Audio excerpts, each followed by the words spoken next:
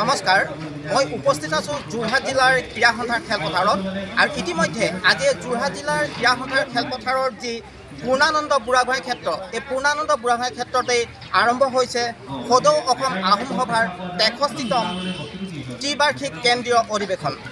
ইতিমধ্যে আজি প্ৰথমতে কাৰ্যসূচী অনুসৰি কিছু সময়ৰ পূৰ্বে বন্তি প্ৰজ্বলন আৰম্ভ হৈছে আৰু বন্তি প্ৰজ্বলনৰ পিছতে আজি কিছুমান পিছে ফিতা কাটি আনুষ্ঠানিকভাৱে উদ্বোধন কৰা হৈছে।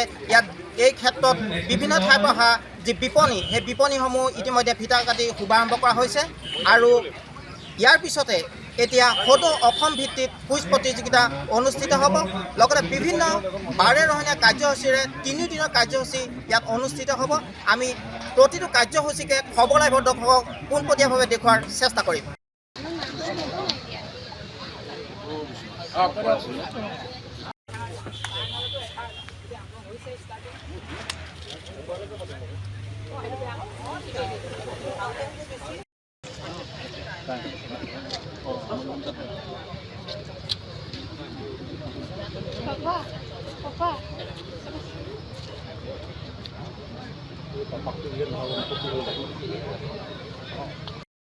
এয়া বিষ্ণু বুঢ়াগোহাঁই ডাঙৰীয়াক এখন ফাঁচিতেৰে আদৰণি জনাইছে আজি অনুষ্ঠানটোলৈ।